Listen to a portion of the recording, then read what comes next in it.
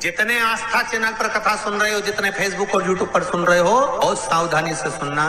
तो जिनकी यहाँ संपदा की कमी होती है, वैभव की कमी होती है, लक्ष्मी की कमी होती है, प्रतिष्ठा की कमी होती है, धन की कमी होती है, उसके लिए बुधवार के दिन अगर शंकर पर 1 लोटा पानी चढ़ाया जाता है तो जिन लड़कियों का विवाह नहीं हो रहा, जिन बच्चों का विवाह नहीं हो रहा, उन बच्चों के भी विवाह हो जाते हैं। हमारा वृद्धि से मतलब होता है जिस कन्या या वर का विवाह नहीं होता, 40 साल हो गए या 30 साल हो गए, या जब 28 के बाद में लड़का लड़की क्रॉस हो जाए कि 29 में, 30 में, 32 में, 34 में, 40 तक पहुंच गए और विवाह नहीं हो रहा है, तब बेलपत्री के जो पेड़ होता है, वृक्ष होता है, उस वृक्ष की जो डाली होती है, उस डाली के मनकों से जो माला बनती है, बाजार में भी मिल जाती है बेल की माला,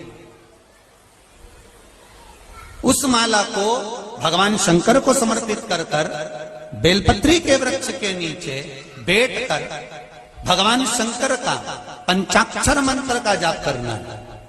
कौन सा मंत्र है? पंचाक्षर। पंचाक्षर मंत्र कल बताया था, नमः शिवाय।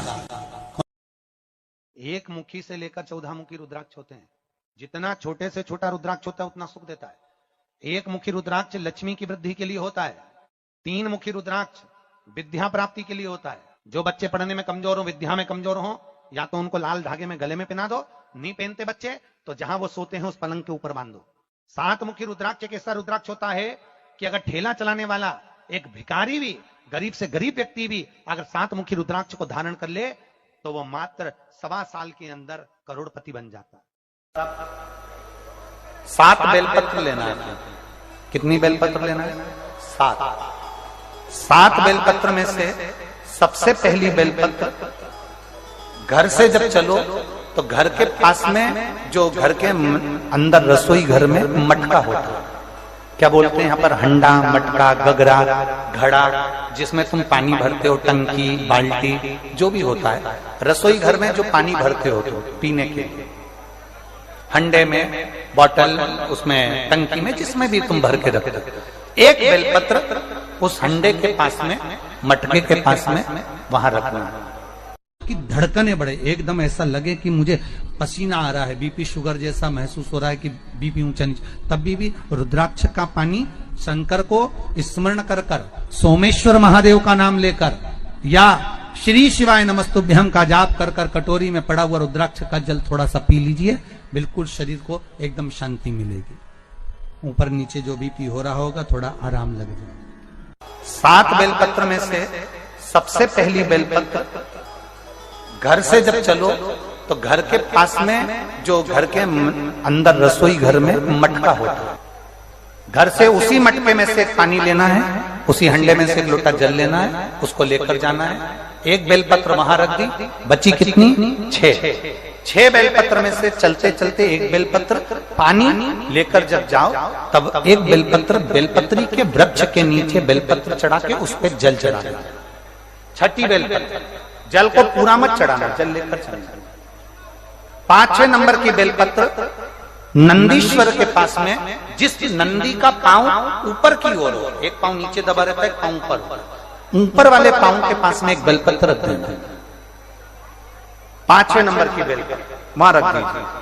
4थे नंबर की बेलपत्र अशोक सुंदरी वाली जगह, हमने कई बार आपको अशोक सुंदरी का स्थान बताया।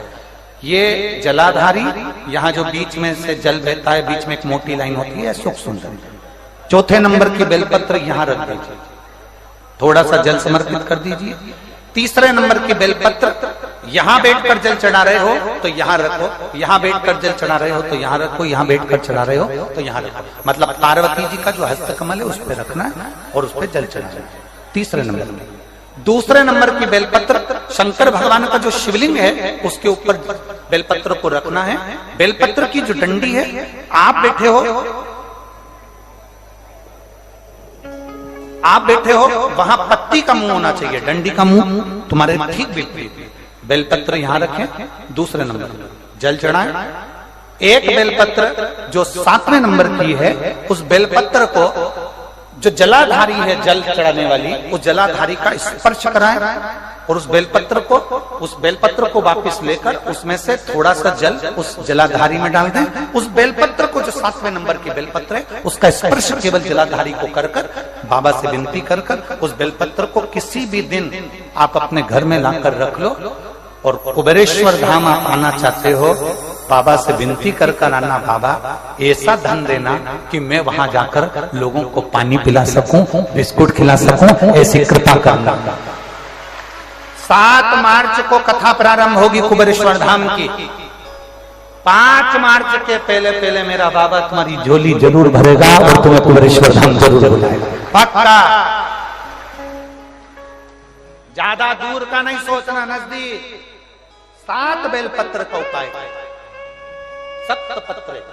7 बेलपत्र का उपाय शिव जी का एक आनंद फल प्रदान करना। पहली परिंदे के पास, दूसरी बेलपत्र के वृक्ष के नीचे, तीसरी नंदी के यहाँ, चौथी अशोक सुंदरी के यहाँ, 5वीं पार्वती जी के यहाँ, 6ठी भगवान शंकर के ऊपर, 7वीं जलाधारी का स्पर्श कराकर वापस।